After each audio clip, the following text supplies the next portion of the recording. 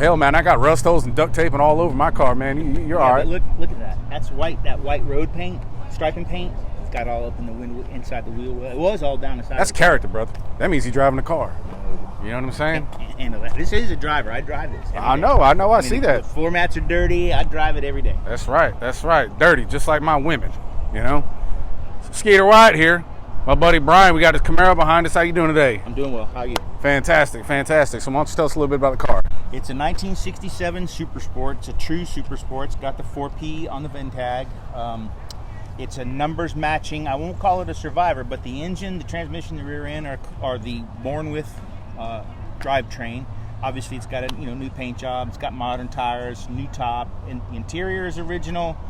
Most of the interior trim is original. Windshield wipers, things like that, original. 3 years ago, I replaced all of the original suspension rubber. The body mounts, all were original still. Just took off the original alternator last week, put a new remanufactured date correct alternator, and sent the original one off to get rebuilt.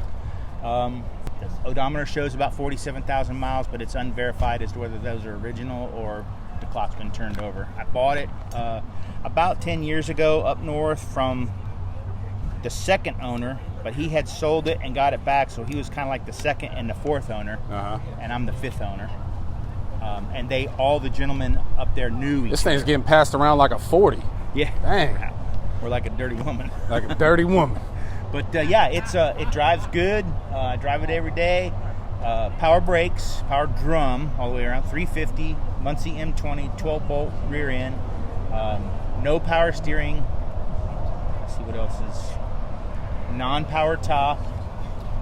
You know how I know this thing don't have power steering? When I shook his hand, he almost broke my damn hand. He got grip strength, brother. Just watch it. You got to get in it like this. You know what I'm saying? That's the workout. But it's I drive it every day. It's one of my drove something very similar to this in high school. Graduated in '78. Exactly like this, but a hardtop. I got you. Exactly like this. I got you. So this is a convertible. This is a convertible. Listen, if there's one thing Skeeter loves, it's an old girl with a top off. You know what I'm saying? Don't they all? Don't they all? You know what I'm saying? So you said you had one like this in high school. Let me ask you something. Either in this car or the one in high school, what's the crazy story you got in these things?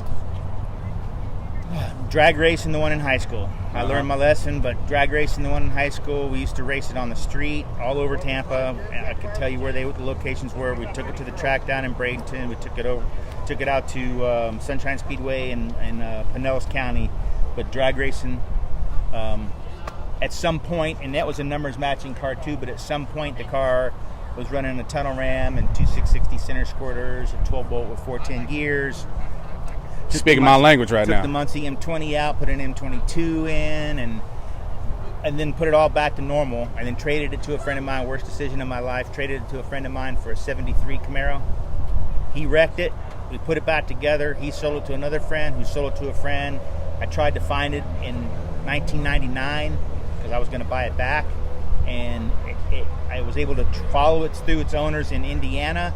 I talked to the people in Indiana. They said they sold it in 1999, but they didn't keep any paperwork, and it's out there somewhere. I'm still looking, and I will buy it if I find it. All right. Well, you might have to check backyard of my trailer park, man. There's all kinds of stuff buried back there, so you never know. You might never be there. know. At the trailer park, there might be something I don't want to find. You know what I'm saying? I mean, you might get tetanus or something looking around in there. But you know what I'm saying? And this one is just, I drive it. I mean, I run it hard, and I roll through the gears like you're supposed to, but I'm not, I'm not into the whole drag racing on the street thing. Hey, that's all right. You put in your time, all right? So let me ask you this. What's the fastest car you beat in a drag race? The fastest car I ever beat in a drag race was right after high school, so it was probably the summer of '78 or early in '79. I don't know the speed, but I can tell you the guy. His nickname was Fat Doug, and this is back in the '70s. Nickname was Fat Doug. He had a '69 Nova, Doug Nash 5-speed. The whole what was true to the era as far as performance parts. Talking a lot of shit back and forth. I got home from school one day. We put a new clutch in it, did a bunch of other stuff, uncapped the headers. We met out on 8 Mile, which was 30th Street. 8 Mile. Which is about the rap battle and race them at the same time. This is Tampa's 8 Mile, which was Bruce B. Downs, north of the hospital, because it went 8 miles to the county line and dead end.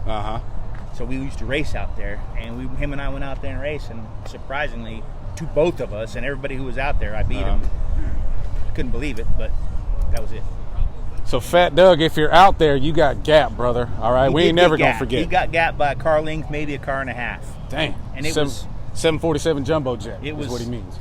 Neck and neck, full on, really good street racing back in those days. Because you got to remember, these cars were sold in the late '60s.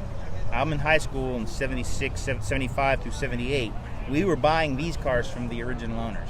So they still only had, my car had 30,000 miles on it. I paid $625 for it. Dang. You can't buy these cars for that anymore. So we built them up. The motors were still good. So $625.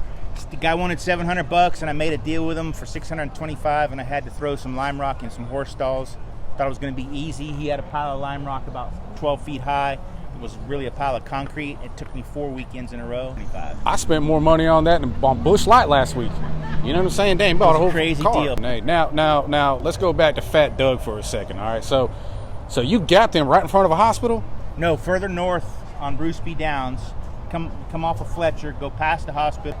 That used to be a long straightaway all the way to the county line. And we used to race out there. It was called Trout Creek Road. And it was a little dirt road that went off to the fishing camps. You know, I won't say it was safe, but we knew. But it was way out in the woods, man. Ain't no room for safety around here, brother. It was man, way out in the woods. I don't got no helmet, no fire suit. This is how I race, brother. You know what I'm saying?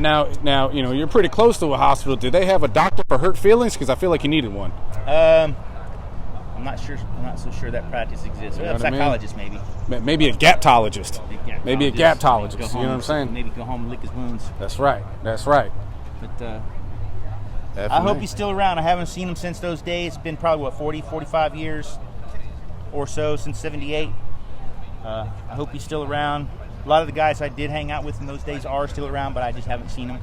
You know, move on. I think Fat Doug is just afraid to show his face after he got embarrassed so bad by this here Camaro. His Nova you know what I'm was saying? pretty badass. It was a pretty badass Nova. It was one of those ones you wanted to get after. I got you. Well, Brian, anything else you want to say about the car? Nah. I hope y'all like it. F&A. Well, I appreciate your time, man. See ya. Thank you. That's good stuff, man. Thank you. Yeah. So, what, do you have a YouTube channel? I do.